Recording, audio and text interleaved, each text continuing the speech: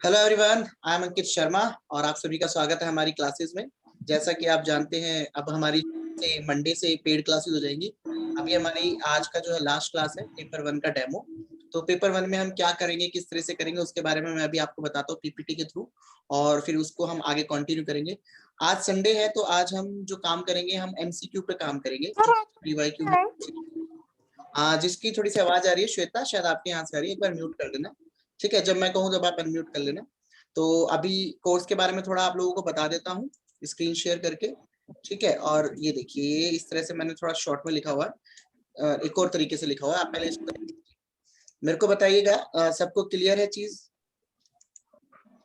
बताइएगा स्क्रीन पे आपको क्या दिख रहा है, एक बार बताओ Ekta. Batch content sir. Okay, तो जो हमारा बैच कोर्स है उसके बारे में थोड़ा कंटेंट है, उसके बारे में मैं थोड़ा आपको बताऊंगा। और ये बैच कोर्स है, आप लोग अभी जैसे YouTube पे अभी इस वीडियो को डालेंगे तो YouTube से आप देख सकते हैं, और कैसे हमारे बैच का कंटेंट रहेगा, क्या रहेगा, वो मैं यहाँ पे आपको बताने वाला हूँ।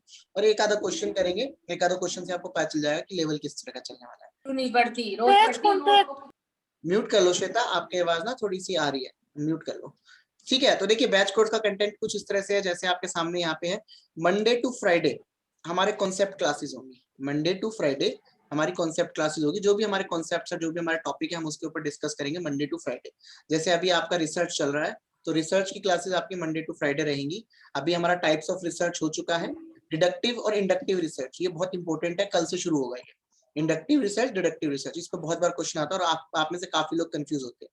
तो अगर आप पेड क्लासेस के लिए इंटरेस्टेड है तो आप आज शाम तक या कल सुबह तक मेरे को पेमेंट कर दीजिएगा। और जिनकी नहीं है, जिनकी आ गई है उनको कोई दिक्कत नहीं है, तो पेमेंट कर दीजिएगा। कल की क्लास में मैं आपको जो ग्रुप बनेगा उसमें लिंक भेज दूंगा। सैटरडे को हमारे को पास डाउट सेशन होगा। मान लो अगर बाई चांस कोई डाउट रह जाता है तो हम सैटरडे को डाउट सेशन ले लेंगे। ठीक है, उसके बाद संडे को हमारे जो है, जैसे आज संडे है तो आज हम एमसीक्यू और पीवाईक्यू करेंगे। इससे हमें पता चलेगा कि हमें कितना आया। जो पेपर का लेवल है, पेपर के लेवल में जो क्वेश्चन आते हैं उस लेवल के क्वेश्चन हम यहाँ पे डिस्कस करेंगे। आप जैसे आज देखोगे तो ठीक है, आज हम यहाँ पे करेंगे और नेक्स्ट टाइम से हम कोशिश करेंगे कि इसको यूट्यूब पे कर देंगे। संडे को यूट्यूब, बाकी सारे दिन यहाँ।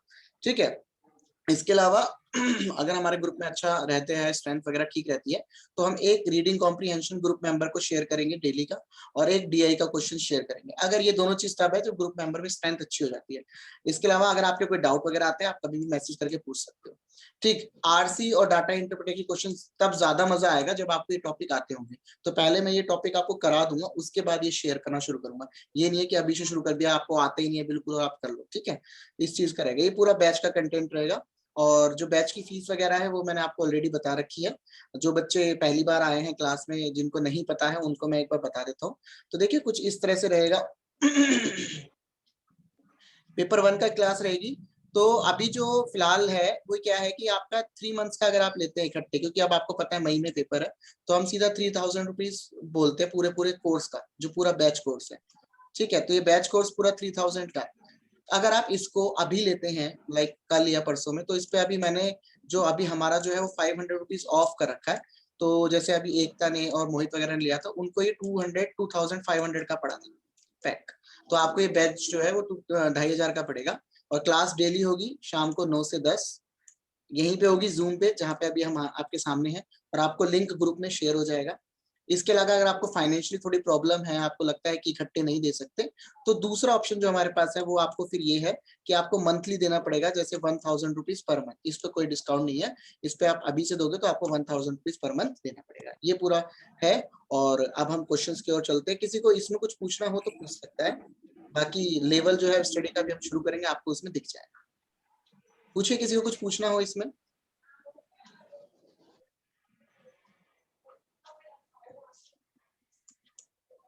पूछो पूछो, चलो कोई डाउट नहीं है, वेरी गुड। अब यहाँ शुरू कर देते हैं। आज के जैसे कि मैंने बताया संडे को क्वेश्चन आंसर होंगे, तो ये आपका सबसे पहला क्वेश्चन है, आप सभी की स्क्रीन पर। इंग्लिश वाले इंग्लिश में देख सकते हैं, हिंदी वाले हिंदी में देख सकते हैं। आप पहले पढ़ लीजिए तसल्ली से क्वेश्चन, फिर अपने अपने जो ऑप्शन है, जो आपने ऑप्शन रखे हैं, वो आप क्या करेंगे। जैसे यहाँ पे आपको चैट का ऑप्शन दिख रहा होगा जूम क्लासेस में, ठीक है। तो जैसे यहाँ पे आपका जो ऑप्शन आएगा चैट वाला, उसमें आप अपने ऑप्शन चूज करके भेजना। या तो आप ऑडियो से ही बोल सकते हो, बट ऑडियो से बेहतर रहेगा कि आप ना, जैसे चैट बॉक्स है जैसे मेरी स्क्रीन पे खुला हुआ है, आप उस पे अपने अपने चॉइस लिख देना। जैसे अभी तारा ने लिखा कुछ, good evening sir, free classes, जैसे उन्होंने लिखा है। तो ऐसे ही आप यहाँ पे ही अपने चैट में क्वेश्चन का ऑप्शन लिख देना। मान लो आपको यहाँ पे अगर हम चलते हैं, आपको पसंद आता है ऑप्शन नंबर 2, तो आप यहाँ पे लिख देना अपना आंसर बी। नाम यहाँ पे आ ही रहा है किस बंदे ने क्या भेजा है। उसके बाद फिर मैं आपको आंसर बताऊंगा और जो आंसर होगा आपको पता चल जाएगा आपका सही है कि गलत है। ठीक है, ये रहेगा। तारा, फ्री क्लासेस ना आज लास्ट है, फ्री क्लासेस का कह रहे थे ना तारा। तो ये है कि 3 दिन फ्री क्लास थी, वेडनेसडे, थर्सडे, फ्राइडे, ताकि आपको पता चले क्लास में हम किस लेवल की स्टडी कर रहे हैं, तो इसलिए वो फ्री क्लास थी। आज लास्ट फ्री क्लास है, कल से पेड क्लासेस होंगी। तो वो इस तरह से है। तो शुरू करते हैं क्लास को बिल्कुल पॉजिटिव वाइब के साथ। If you can stay positive in a negative situation you will. कई बार आपकी लाइफ में सारी चीजें आती हैं, सिचुएशंस हमेशा आपके अगेंस्ट होती हैं, तो आपको हमेशा पॉजिटिव रहना है। तो बी पॉजिटिव ऑलवेज। हमेशा आप पॉजिटिव रहेंगे, चाहे कितनी भी नेगेटिव सिचुएशन हो, आप जीत जाओगे। ठीक है, और अगर आप नेगेटिव सिचुएशन में पॉजिटिव रहते हो तो आपसे अच्छा इंसान कोई दुनिया में नहीं है, क्योंकि जो बंदा शांत रहता है, पॉजिटिव रहता है, उसके सॉल्यूशन बहुत जल्दी जल्दी निकलते हैं, उसको दिक्कत नहीं होती सॉल्यूशन निकालने में। ठीक है, तो इसीलिए बेहतर है कि भाई आप अपना पॉजिटिव रहें हर क्लास में, हर चीज में, और टेंशन से बचे रहें। ठीक। सो किसी को कुछ पूछना है पूछो। राणा जी ने ऑप्शन चूज कर लिया। चलिए क्वेश्चन शुरू करें। Be positive, let's start the question, let's start our first question. चलिए पहले क्वेश्चन की ओर हम बढ़ते हैं। ये लीजिए आपका फर्स्ट क्वेश्चन आपकी स्क्रीन पर है, आप सभी को दिख रहा होगा। क्वेश्चन क्या कहता है, match the following terms of types of research. आपको टाइप्स ऑफ रिसर्च को आपस में मैच करना है। टाइप्स दे रखे हैं, ये रहा, जैसे कॉन्सेप्चुअल रिसर्च है, एम्पेरिकल रिसर्च है, लॉन्गिट्यूडनल है, लाइब्रेरियन रिसर्च है। यहाँ पे आपको ऑप्शन दे रखा है, generally the philosopher thinking to develop new concept based on secondary research collection data based on personal experience, same variable used again and again। ऐसी हिंदी में है, आपको इनको मैच करना है, इसको और इसको मैच करना है आपको यहाँ पे। ठीक है, और ये आपके पास यहाँ पे ऑप्शंस है। चलिए आपके पास 10-20 सेकंड का टाइम है, अपने अपने आंसर चूज करके मैसेज कर दीजिए। राणा जी का आंसर आ गया है, मोहित का आंसर आ गया है, बाकी लोग भी आंसर कर दीजिए।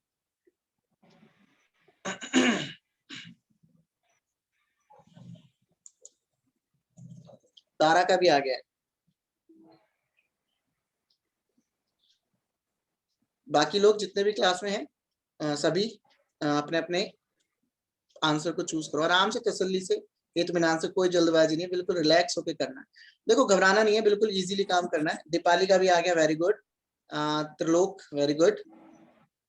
क्या होता है ना, हम इस चीज का ये कि 3 महीने जो आपका ये कोर्स चलेगा ना, इस कोर्स में आपको 3 महीने में आप अपने आप में इम्प्रूवमेंट गारंटीड देखेंगे, और उस इम्प्रूवमेंट से आपके पेपर में मार्क्स अच्छे आने की पूरे 100% चांस है। क्योंकि आप लोग जब हार्ड वर्क करते हैं, जब स्टडी करते हैं और तैयारी, आपको गाइडेंस अच्छी मिल जाती है, तो हर चीज बेस्ट हो जाती है।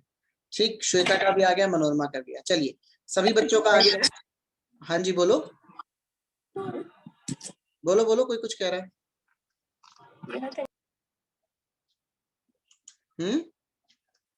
बोलो, दीपाली बोल रहे हो, कौन बोल रहे हो,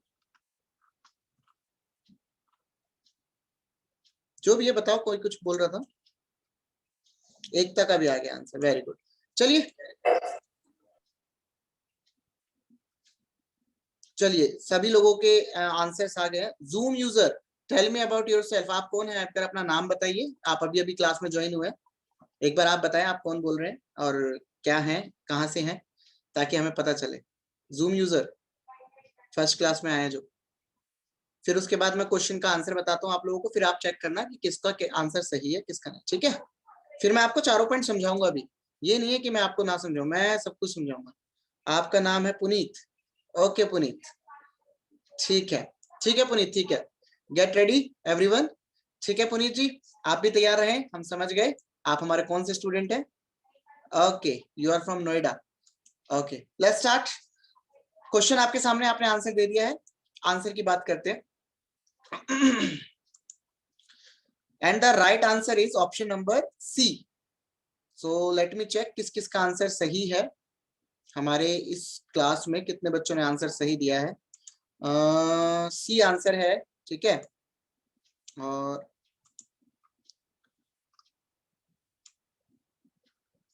राणा जी, वेरी गुड, राणा जी आपका आंसर सही है। तारा, आपका भी आंसर सही है। मनोरमा जी आपका सही है। श्वेता, कांग्रेचुलेशन, आपका भी सही है, वेरी गुड। ठीक है जी। देखिए डिफिकल्ट तो है, डिफिकल्ट कोई तो इजी बनाने के लिए हम क्लासेस ले रहे हैं, ऐसी थोड़ी आपके पैसे खर्च करवा रहे हैं।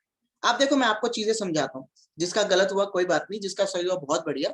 मैं आपको चीज समझाता हूँ। देखो जब भी हम चीजें मैच करते हैं ना, आपको क्या तरीका यूज करना है, किस तरीके से आप मैच द कॉलम को अरेंज कर सकते हो। यहाँ पे आपके सामने ना 4 चीजें लिखी हुई, ABCD। मान लो आपको 4 में से 2 चीज नहीं आती, पर कोई 2 चीज तो ऐसी होती होंगी जो आपको आती होगी। जब आप पढ़ते हैं तो 2 चीज आती है।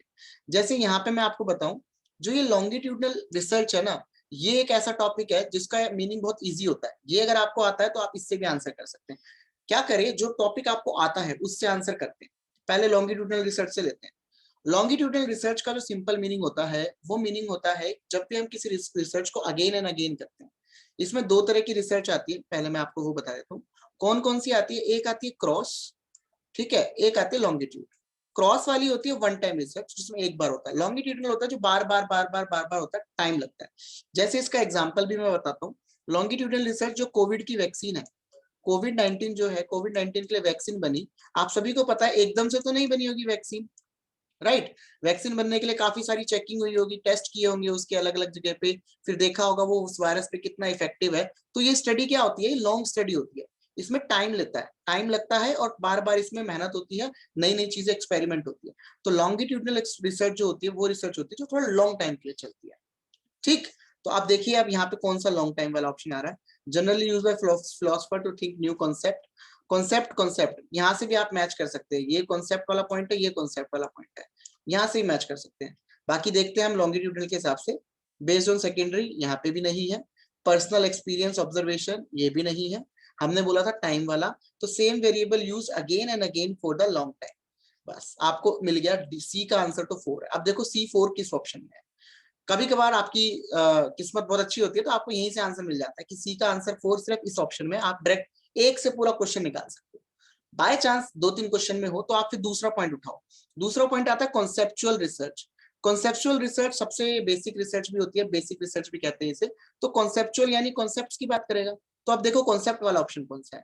तो यहाँ क्या कह रहा है, न्यू कॉन्सेप्ट्स। बाकी में कॉन्सेप्ट्स की बात नहीं है। तो यानी कि कॉन्सेप्चुअल रिसर्च के अकॉर्डिंग देखोगे तो कॉन्सेप्ट्स का आंसर होना चाहिए आपके ऑप्शन नंबर 1। आप चेक कर लो कि ऑप्शन नंबर 1 कौन सा है। ये आ रहा है आपके पास। तो यहाँ आपके पास फाइनल आंसर 2 पॉइंट से क्लियर हो गया। लॉन्गिट्यूड आपको पता था, कॉन्सेप्ट आपको पता था, एम्पेरिकल लाइब्रेरी नहीं भी पता था तो भी आपका आंसर निकल आया। ये तरीका है अगर आपको आता हो। और ये चारों चीज होती क्या है, ये चीज मैं भी आपको समझा देता हूँ। किसी को कुछ पूछना है पूछो इसमें। किसने भेजा है, sir if you don't mind may I ask you something, there is any possible key point for exam. Sir अब स्टडी नहीं होती कोरोना की वजह से। स्टडी नहीं होती कोरोना की वजह से कैसे, मतलब क्या कहना चाहते हैं पुनीत, क्या कहना चाहते हैं आप? हाँ जी, बाकी लोग बताएं, किसी को कोई डाउट?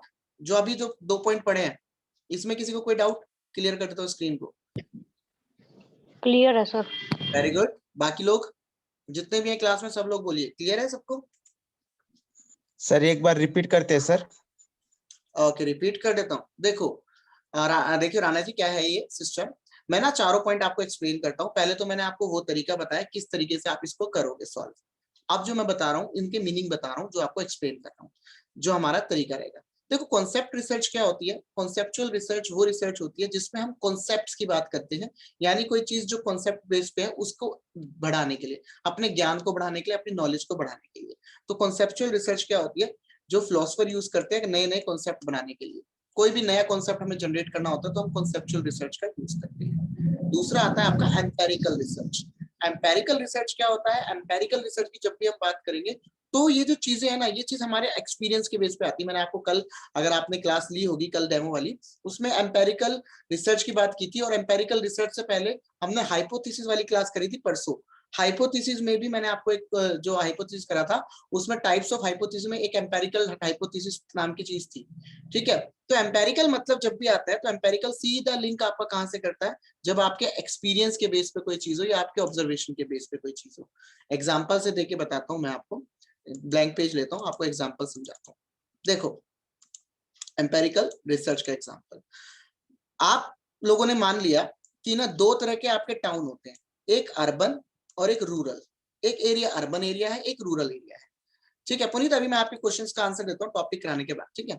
अर्बन है, एक रूरल एरिया है, 2 एरिया हैं आपके सामने। अब आपके पास अगली चीज क्या आती है, आप इसमें कुछ सेट करोगे कि मान लो 1 लाख पॉपुलेशन जो है, 1 लाख से ज्यादा पॉपुलेशन होगी तो वो अर्बन में मैं कह दूंगा, और 1 लाख से कम पॉपुलेशन होगी, लेस देन 1 लाख होगी, तो मैं उसको रूरल कह दूंगा। ये आपका अर्बन और रूरल का डिफरेंस आपने कर दिया। अब यहाँ पे मैं आपसे कहूँ कि ये बताओ मेरे शहर में कितने एटीएम या कितने बैंक ब्रांचेस मुझे खोलने चाहिए। यहाँ पे आप क्या करोगे, यहाँ पे आप एम्पेरिकल रिसर्च का यूज करोगे। एम्पेरिकल रिसर्च का यूज करोगे, आप चेक करोगे कि मेरा शहर कौन सा है। पहला स्टेप देखोगे कि वो अर्बन है या रूरल है। फिर आपको पता चल गया अर्बन है, तो अब आप सोचोगे कि 1 लाख लोगों में कितने बैंक नेसेसरी है। तो आपका एक्सपीरियंस और आपकी ऑब्जर्वेशन, आप ऑब्जर्व करोगे, अलग अलग जगह जाके देखोगे, चेक करोगे कि यार कितनी हमें जरूरी होती है, 1 लाख लोगों में कितने बैंक की जरूरत होती है। जैसे आपको पता होगा इंडिया में, हमारे इंडिया में जो जुडिशरी सिस्टम है उसमें काफी बुरा हाल है। हमारे पास 5-5 लाख लोगों में हमारे पास एक जज है, या 4 लाख लोगों में एक जज है। तो वो सिस्टम हमें ऑब्जर्वेशन से पता है कि वो अभी वीक है। तो ऐसे ही हम यहाँ पे जब बताएंगे तो एम्पेरिकल रिसर्च हमें क्या करती है, एम्पेरिकल रिसर्च हमें हेल्प करेगी ये जानने में कि 1 लाख लोगों के लिए मेरे पास कितने ब्रांचेस होने चाहिए। तो मैं बोलता हूँ मेरी ऑब्जर्वेशन से और एक्सपीरियंस से पता चला कि अगर 1 लाख से ज्यादा लोग हैं तो मेरे को 100 ब्रांचेस खोलने चाहिए। तो ये आपका पार्ट हो गया किसका, एम्पेरिकल रिसर्च का, जिसमें आप अपनी ऑब्जर्वेशन और अपनी नॉलेज के बेस पे, एक्सपीरियंस के बेस पे डिसीजन लेते हो, रिसर्च करते हो। That is called empirical research. Clear है सबको एम्पेरिकल रिसर्च? बताओ पहले आगे। Yes sir. गुड। नेक्स्ट हमारे पास जो पॉइंट आता है, नेक्स्ट हमारे पास अगला है एम्पेरिकल कॉन्सेप्चुअल। 2 पॉइंट क्लियर हो गए हैं। थर्ड पॉइंट हमारा आता है लॉन्गिट्यूड रिसर्च। लॉन्गिट्यूडल रिसर्च मैंने अभी आपको समझाया था, क्या ब्लैंक स्लाइड पे फिर से ले जाते हैं आपको समझाने के लिए। देखो लॉन्गिट्यूडल रिसर्च की जब भी बात करते हैं तो लॉन्गिट्यूडल, इसमें नाम में चीज है लॉन्ग, लंबे टाइम, मतलब इसमें टाइम कंज्यूमिंग है, समय लगता है। जैसे अभी इसका भी एक एग्जांपल दे, आपको पता है एक लास्ट ईयर 2020 में एक चीज बोली गई थी कि हमारा फोकस है कि इंडिया में इलेक्ट्रिक ट्रांसपोर्ट सिस्टम या इलेक्ट्रिक व्हीकल सिस्टम को लेके आया जाए 2030 तक। पता है किसी को इस बारे में, किसी ने सुना है इस बारे में कि इलेक्ट्रिकल व्हीकल सिस्टम हो जाए सारा, जो अभी पेट्रोल और डीजल की गाड़ियां हैं, कोशिश करें कि 2030 तक हम इलेक्ट्रिकल गाड़ी कर ले, इलेक्ट्रिकल गाड़ियां निकालें। सुना है किसी पॉइंट? यस सर, सुना हुआ है। तो ये जो पॉइंट है इलेक्ट्रिकल वाला, अब ये एकदम से तो नहीं होगा ना, इलेक्ट्रिकल गार्ड बनाने का उन्होंने सोचा होगा, तो इसके पीछे पूरी रिसर्च होगी। तो जब हम लॉन्ग टाइम रिसर्च करते हैं, गहराई में जाते हैं, डीप स्टडी करते हैं, तो आपकी लॉन्गिट्यूडनल स्टडी आती है। अभी जो मैं आपको बताऊं, टाटा की गाड़ी है एक, आप चाहें तो गूगल पे रिव्यू करके देख लेना, चेक कर लेना, टाटा नेक्सन। ये गाड़ी है टाटा की नेक्सन, जो अभी इलेक्ट्रिक में आ चुकी है, जो इन्होंने तैयार कर लिया इलेक्ट्रिक में। और ये उनका कहना है कि एक बार फुल चार्ज होने पे, ये जो गाड़ी है एक बार फुल चार्ज होने पे 350 किलोमीटर तक चल सकती है, 350 किलोमीटर तक चल सकती है एक बार फुल चार्ज होने पे। तो ये क्या है, ये एक लॉन्गिट्यूडनल रिसर्च का ही पार्ट बना, क्योंकि हमने बार बार रिसर्च करी, देखा इलेक्ट्रिकल पॉसिबल है कि नहीं है, उसके बाद हमने देखा कितनी चल सकती है एक बार चार्ज होने में। तो इस पूरे प्रोसेस में टाइम लगा होगा, इसलिए जिस प्रोसेस में टाइम लगता है और जिसपे हम बार बार रिसर्च करते हैं ताकि बेस्ट निकाल सके, तो लॉन्गिट्यूडनल रिसर्च का पार्ट आता है जो लॉन्ग टर्म के लिए काम आता है। ऐसे ही आप कोविड वाला एग्जाम्पल भी ले सकते हो। कोविड की जो वैक्सीन है वो 1 साल लगा बनने में। क्यों लगा 1 साल? क्योंकि उसी को हमने बार बार अलग अलग पैमानों पे चेक किया कि हमारे लिए सही है कि नहीं है। ये आपका हो गया लॉन्गिट्यूडनल रिसर्च। क्लियर ये पॉइंट एवरीवन? नोट्स बनाते रहना साथ साथ, ठीक है, अपने नोट्स बनाते रहना साथ साथ ताकि आपको इजी रहे, कॉपी पेन लेके। अगला है हमारे पास लाइब्रेरी रिसर्च, इसकी बात कर लेते हैं। इसके ऊपर वैसे कॉन्सेप्ट कम आते हैं, क्वेश्चन कम आते हैं। लाइब्रेरी मतलब क्या होता है? लाइब्रेरी एक ऐसी जगह होती है जहां पे आप बुक्स रखते हो, जहां पे आप इकट्ठा स्टॉक रखते हो, यानी कि वो आपका जो सोर्स होता है उसमें आप बाद में लाके सोर्स रखते हो। तो लाइब्रेरी रिसर्च की जब भी हम बात करेंगे तो लाइब्रेरी रिसर्च हमारे क्या होती है, सेकेंडरी रिसर्च का ऑप्शन होता है जिसमें हम डाटा कलेक्ट करते हैं।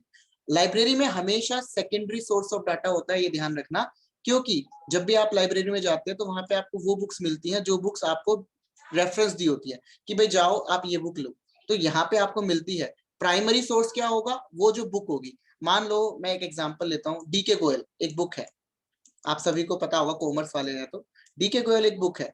तो DK Goyal is the primary source for accounts. और अगर मैं कहूँ डीके गोयल रखी लाइब्रेरी में है और अगर मैं कहूँ कि मेरे को लाइब्रेरी से जाकर उठानी है, तो यहाँ पे वो उसका सेकेंडरी सोर्स होगा, क्योंकि इसको हमने रखा कहाँ पे है, लाइब्रेरी में। तो लाइब्रेरी रिसर्च क्या कहलाती है, वो यहाँ पे देखिए, based on secondary research collect data from secondary source.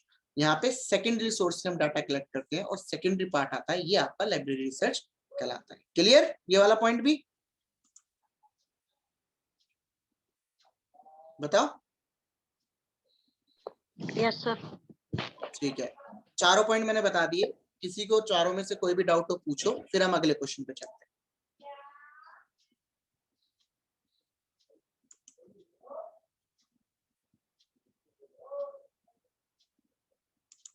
चलिए क्लियर है, मतलब कोई डाउट नहीं, वेरी गुड। नेक्स्ट क्वेश्चन आपकी स्क्रीन पे लेके आते हैं। चलिए अगला क्वेश्चन आपका नल हाइपोथेसिस का है और अल्टरनेटिव हाइपोथेसिस के ऊपर है। क्वेश्चन आपका क्या कहता है, असर्शन है और रीजनिंग का क्वेश्चन है। इस तरह के क्वेश्चन आपको बहुत देखने को मिलते हैं एग्जाम में। Null hypothesis is used when research used his opinion on hypothesis.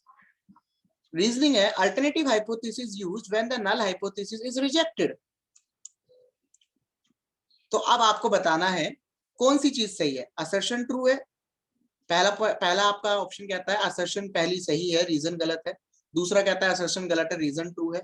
तीसरा कहता है दोनों स्टेटमेंट सही है। चौथा कहता है कि दोनों की दोनों ट्रू है लेकिन आपस में इनका रिलेशन नहीं है, आर फॉलो नहीं कर रहा है उसको। बताओ, टाइम है आपके पास वही फिर से 10 सेकंड का, 10 नहीं सॉरी 20 सेकंड का। आप इसको आंसर दो चैट में, मैं चैट पढ़ लेता हूँ, जो क्वेश्चन आया वो भी देख लेता हूँ। अच्छा सबने ये लिखा है, क्लियर है सबको डाउट। अच्छा ये लिखा है आप सबने क्लियर है चैट में, ओके गुड। श्वेता का आंसर आ गया, राणा जी का आंसर आ गया, दीपाली का आंसर आ गया, श्वेता का आंसर आ गया। ठीक है ठीक है, आप सभी लिखो फिर मैं आपको आंसर बताता हूँ। ये क्वेश्चन करते हैं, ठीक है। और अगर बाय चांस सुनो, मैं आपको एक चीज और बोल दूं, हमारी ना क्लासेस 40 मिनट्स की होती है।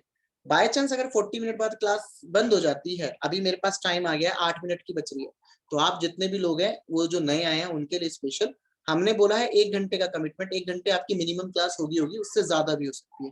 तो अगर ये 40 मिनट बाद बंद होती है ना, तो आप दिक्कत मत लेना, बंद हो जाएगी, मैं दोबारा स्टार्ट कर दूंगा, तो आप दोबारा ज्वाइन कर लेना। ठीक है, ये मत सोचा क्लास क्लोज होगी 40 मिनट बाद, दोबारा से ज्वाइन कर लेना सेम लिंक से, मैं उसको दोबारा से स्टार्ट कर दूंगा। ठीक है, चलिए सभी के ऑप्शंस आ गए हैं। चलिए मैं आपको आंसर बता दूं, राइट। ये हमने कल ही परसों पढ़ा है, देखते हैं किसका सही रहता है आंसर।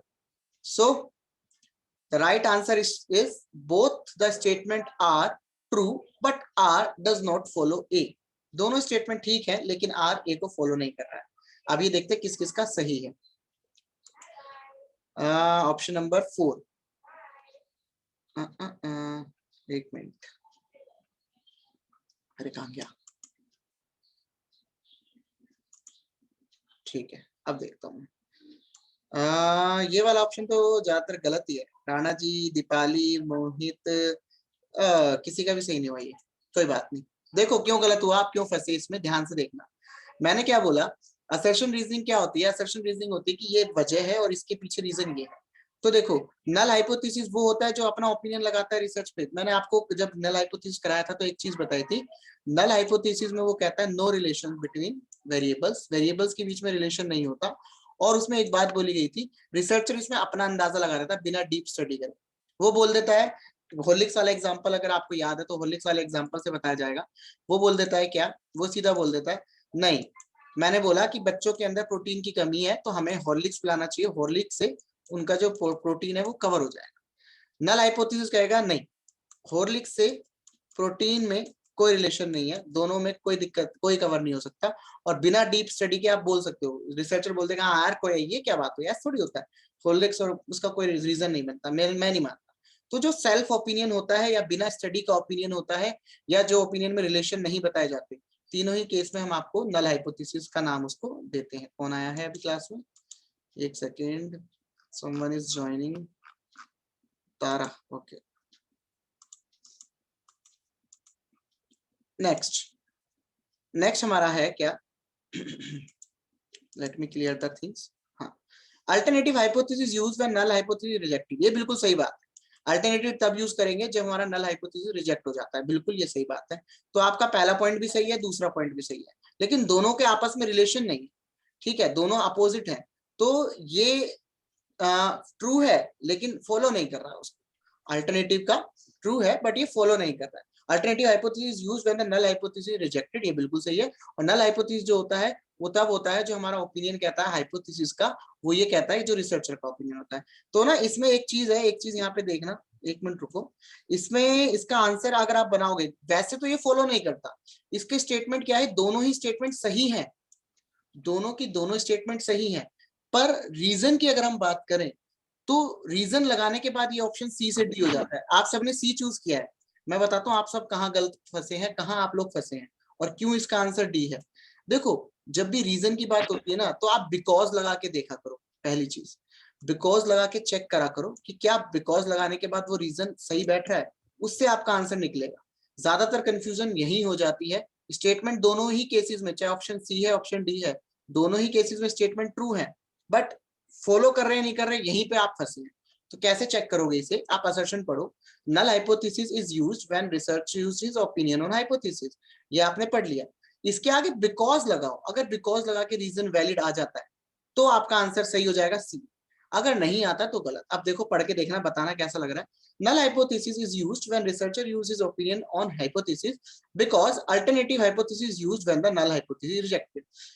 तो ये आपस का रिलेशन नहीं बता रहे, क्या नल यूज करते हैं जब वो अपना एक्सपीरियंस लगाता है, क्योंकि अल्टरनेटिव रिजेक्ट कर देता है। तो ये बात थोड़ी अलग सी नहीं लग रही, मतलब दोनों आंसर तो मीनिंग हो रहे हैं लेकिन दोनों का मैचिंग नहीं आ रहा। क्या अल्टरनेटिव हम ले रहे हैं, अल्टरनेटिव ले रहे हैं, अगर यहाँ पे ये लिखा होता कि नल हाइपोथेसिस, तब यहाँ पे अगर ये लिखा होता नल हाइपोथेसिस हम तब लेते हैं जब हमारा रिसर्चर का ओपिनियन होता है और हमारे पास अल्टरनेटिव हाइपोथेसिस नहीं आता है, फिर हम लेते हैं, क्योंकि अल्टरनेटिव हाइपोथेसिस जो आता है वो इसीलिए हम उसको लेके आते हैं। यहाँ पे थोड़ी इंग्लिश में लैंग्वेज में थोड़ा चेंज होता, वो आता है वो हमारे नल हाइपोथेसिस को अगेंस्ट में आता है और उसको गलत साबित करने के लिए आता है।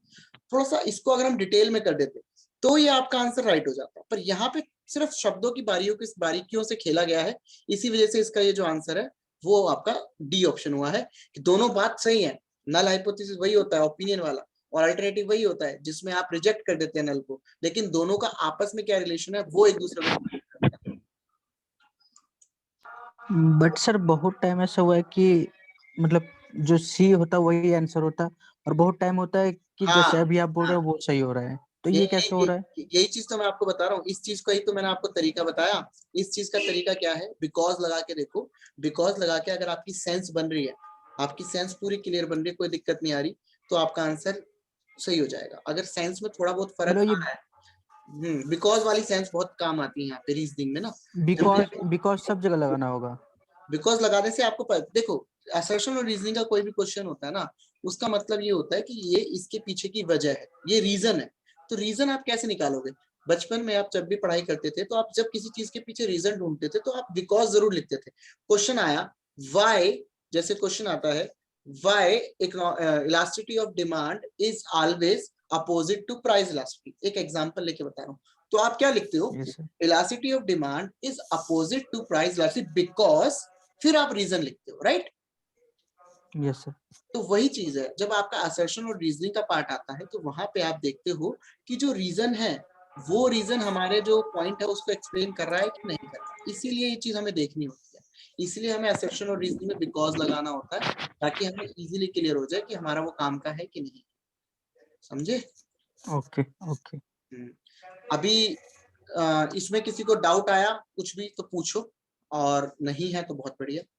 2 मिनट बाद क्लास अपने आप बंद होगी, तो आप जाना नहीं, मैं दोबारा रीस्टार्ट कर दूंगा, आप तब ज्वाइन कर लेना, ठीक है।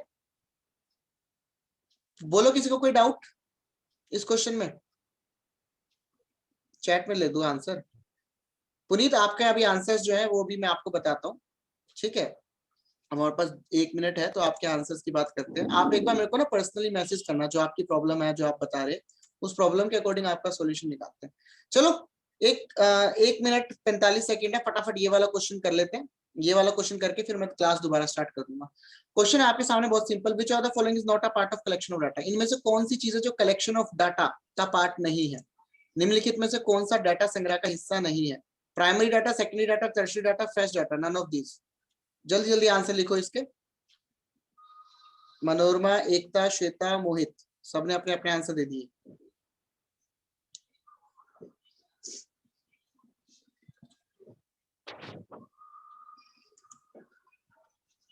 तारा का भी आ गया, मोहित का भी आ गया, श्वेता का भी आ गया, सबका आ गया। कोई रह गया तो फटाफट लिख दो। 1 मिनट की रहेगी क्लास, इसके बाद फिर मैं दोबारा रीस्टार्ट कर दूंगा इसे।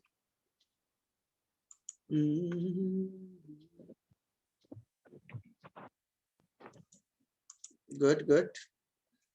कई लोगों का आंसर निकलेगा, कई लोग का आंसर फंसेगा भी।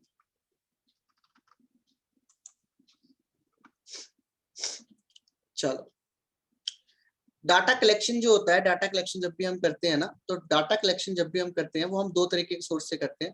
एक हमारा होता है प्राइमरी, कोमल आपकी राइटिंग यहाँ पे दिख रही है, एक होता है प्राइमरी डाटा, एक होता है सेकेंडरी डाटा, ठीक है। और फ्रेश डाटा को ही हम प्राइमरी डाटा कह देते हैं।